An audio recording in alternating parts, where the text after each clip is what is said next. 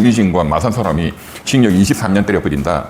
본래는 징역 25년이에요. 제가 예상한 대로, 계산한 대로. 그런데 2년을 감경을 해준 거지. 그 노령이다, 고령이다, 약 먹는다. 또 한 40년 이상 공무원으로 여러 가지 훈장과 표창을 받았다. 이런 것은 어떤 법원의 이 관례상 감경 사유가 되거든요. 다들 변호인은 뒤에는 다 김앤장이라고 다 생각하고 계시대요. 그런지 아닌지는 저는 알지만 말은 안 하겠습니다. 어쨌든 간에 여러 가지 조력을 받을 수 있죠. 김앤장에 또 근무했던 몇 년간 근무했던 인연이 있으니까 좀 김앤장도 도와줄 수 있겠죠. 음량으로. 자세한 건 다 제가 말할 필요가 없을 것 같고 제가 대충 다 얘기를 하고 있습니다. 항소심에서 어떻게 전략이 나올 것이다. 그래서 어쨌든 2년을 그래서 감경을 해줘서 23년이다. 그러니까 제가 예고한 대로 징역 25년 법정 구속 그게 딱 그대로 나왔다 이렇게 보시면 되겠죠. 자, 그런데 이제 이진관이라는 사람에 대해서 관심이 너무 높으니까 이분이 맡고 있는 다른 재판에 대해서도 관심이 높을 수밖에 없겠죠. 한덕수 총리에 대해서 이진관 판사가 또 맡고 있는 게 있습니다. 또 맡고 있는 게 있습니다. 언론에 지금 보도가 이제 되고 있죠. 언론의 관심이 그만큼 많기 때문에.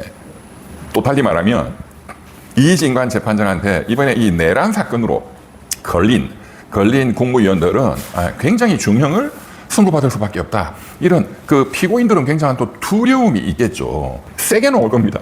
100%야 이거는. 왜냐? 세게 때린다 하는 걸 지난 한덕수 국무총리 판결문에서 너무나 자세하게, 너무나 치밀하게, 너무나 충실한 법 이론으로 보여줬다 이거예요. 특히 주목할 것은 적극적으로 어떤 일을 했다. 그래서 내란의 주요 임무 종사자다. 이게 기본인데, 왜냐하면 내란 방조는 적용 자체가 안 된다고 했죠. 방조라는 게 소극적으로 끌려갔다. 소극적으로 어떤 도왔다. 이게 방조거든요. 그건 해당 사항 없어.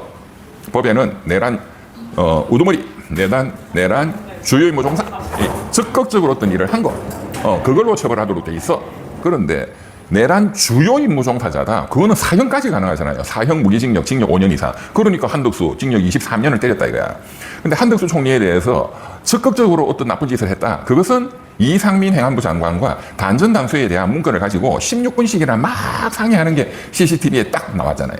그것을 국민한테 공개한 것도 이진관 재판장입니다. 그러니까 이진관 재판장은 그런 것을 전략적으로 판단해서 전 국민이 다 보세요. 그리고 내가 세게 때린다. 그러면 전 국민이 CCTV를 다 봤잖아. 그러면 세게 때리는 거에 대해서 반발할 여지가 별로 없어. 그런 전략적인 어떤 재판 진행을 했다. 그러니까 이렇게 해야 되는 거죠. 이런 내란 사건은. 어쨌든 이렇게 전혀 질적으로 다른 이런 재판 진행을 하고 전혀 질적으로 다른 법리를 적용을 해야 된다. 그래서 세게 때린다. 그런데 그것까지 다 이해하겠는데, 그래 한덕수가 이상민이와 단전단수 언론사, 좌파 언론사지 진보, MBC, 한겨레 이런 경향신문 그 다음에 또 뉴스공장도 있나요? 김어준 대표 잡으러 갔다며.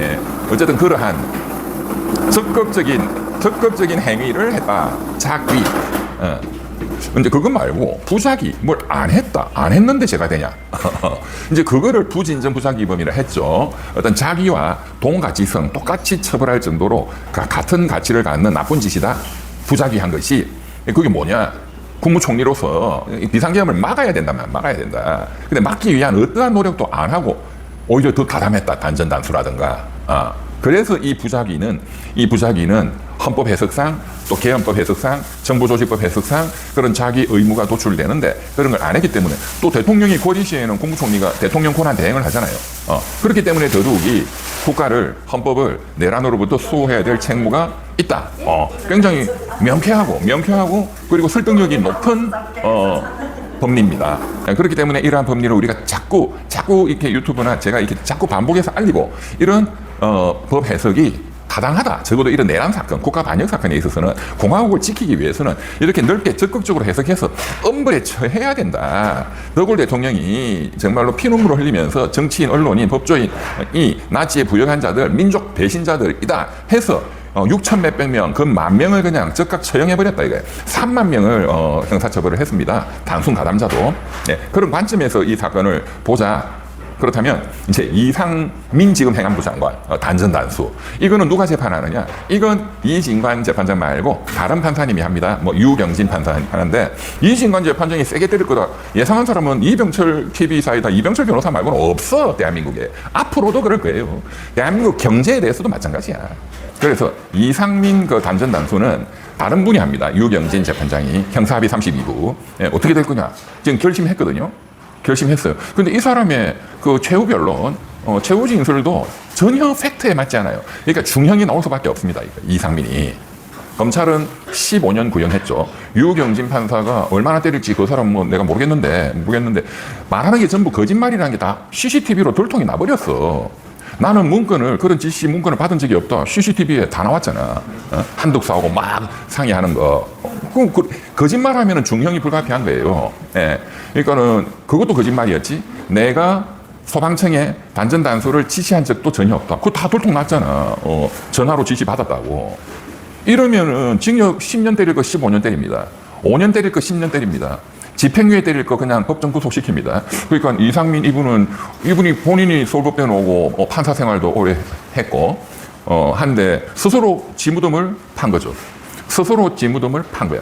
일체 반성이 없다. 이게 또 중형 사유에 굉장히 중요한 겁니다. 반성이 없다. 이게 중형 사유에 굉장히 중요한 것이다. 근데 그리고 지금 이런 큰 사건은 어떤 판사를 하더라도 국민들의 이 여론이 다 지켜보고 있기 때문에 내 혼자 봐줄 거야 이렇게 못해요. 튀는 걸 하기가 어려워. 그리고 이미 지금 이진관 재판장이 너무나 이게 꼼꼼한 법리로 지금 한덕수에 대한 엄벌에 처한다는 판결문을 냈기 때문에 그리고 압도적 국민들의 이 지지를 받고 있기 때문에 다른 판사가 이 법리에 이 판결문의 이 법리에 벗어나는 아까 말씀드린 사법 적극주의적 판결인데 사법 소극주의적 판결로 약하게 때리기가 어렵습니다. 사람이니까 판사들 겁이 많거든. 검사들도 겁이 뭐 평생 공부만 한 놈들이잖아요. 그럼 뭐 온실의 화초잖아요. 그래서 이 유약한 문약한 겁이 많은 게 판사들이기 때문에 이진관 재판장이 제시한 그런 사법 적극주의적 판결 강력하게 이 위로부터의 내란을 처단해야 된다 하는 것에 반대되는 것을 때리기는 어렵습니다. 쉽지가 않습니다. 1심은 더더욱 그렇습니다. 고등법원은 조금 달라요. 좀 시간도 좀 지나고, 예. 근데 1심은 그래서 이제 이상민의 이제 결심이 됐고, 예. 또 그래서 이상민에 대해서도 선고가 다음 달에 나오는데 강력하게 나올 가능성이 높다. 그렇게 보고요. 예. 그 다음에 또 이제 관심이 있는 건 역시 이제 이 박성재 전 법무부 장관. 이자 굉장히 심각하죠. 예. 박성재는 인제 재판이 시작됐습니다. 누구한테? 이진관 재판장한테. 그런데 이번에 한덕수 판결문에 딱 적어놨죠. 한덕수 판결문에 딱 적어놨어. 박성재 법무부 장관의 가담을 가장 먼저 대접견실에 와서 한덕수, 박성재 법무부 장관, 이상민 행안부 장관. 요 핵심이거든. 이상민이 판사 출신, 박성재야 뭐 검사 출신 법무부 장관. 그러니까 요 법조인 핵심이 제일 먼저 와가지고 한덕수 총리하고 내란을 합법화, 정당화시키는 것을 모의했다. 맨 먼저 와서 협의했다. 이거 나왔어요. 이 판결문에. 이거는 증거로 뒷받침되는 팩트입니다. 팩트. 그 다음에 CCTV에 다 나왔잖아요. 윤석열이 옆에서. 그리고 이제 회의 끝날 때쯤 되니까 회의록에 이 국무위원들 다 부서해야 된다.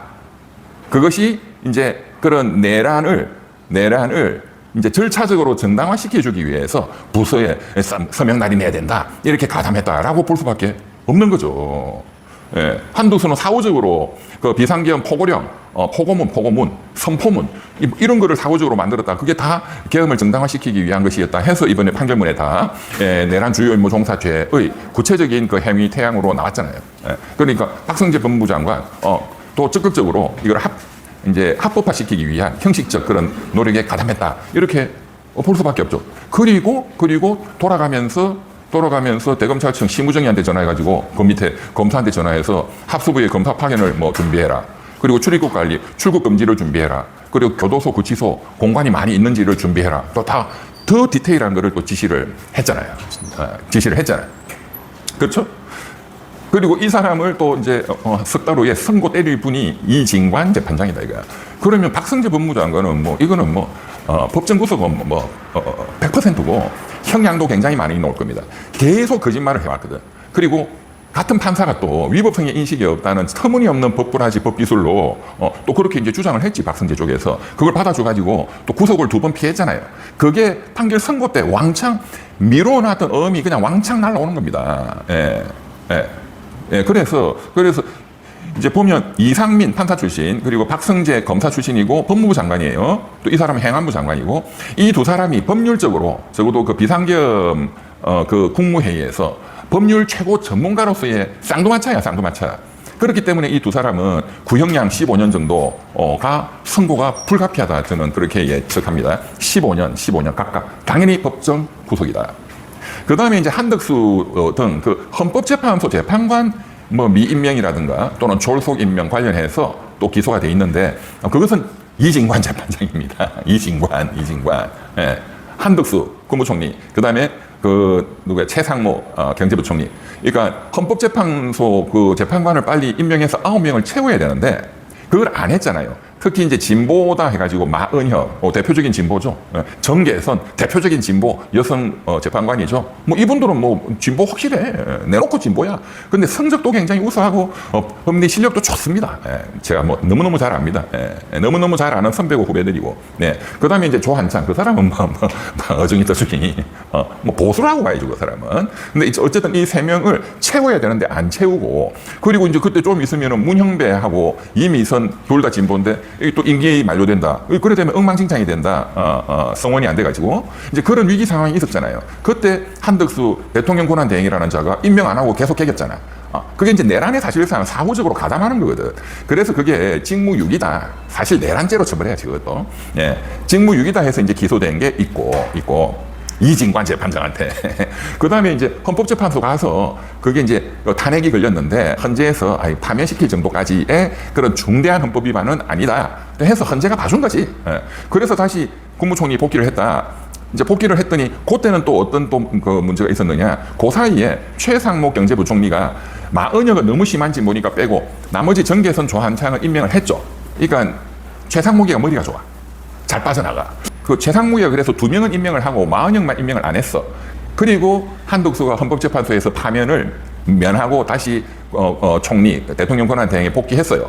그리고 그때 이제 문형배, 이미선이 또 퇴임이 이제 이제 임기 만료가 됐으니까 또 이제 후임자를 임명을 해야 된단 말이에요. 그래서 이제 2명의 후임자를 임명을 했는데 그 한 명이 그 이완규잖아, 이완규 법제처장. 목소리 그냥 하고 허스키하고 머리 좀 벗겨지고 그 윤석열이 친구 중에 친구 이완규. 그리고 또 한 명 뭐 이름 모르셔도 되는 또 뭐 사람 한 명 있고, 그 2명은 완전히 친윤, 완전히 극보수, 극우 이런 스타일인데 그 2명을 긴급하게 임명을 했는데 며칠 만에 하루 만에 한덕수가 대통령 권한대 임명권자니까 이거 빨리 메꾸자 해가지고 당시 대통령실 비서실장 정진석이, 그 밑에 이제 민정수석 김주현이가 이제 전문가니까 이거 어떻게 해야 되냐, 누구 해야 되냐 하니까 김주현이가 누구 불러주니까 거기 이제 이완규하고 2명을 자 이걸로 하자 해서 이제 인사검증을 해야 되잖아요. 그 밑에 이제 인사검증 담당 비서관이 이원모 아시죠?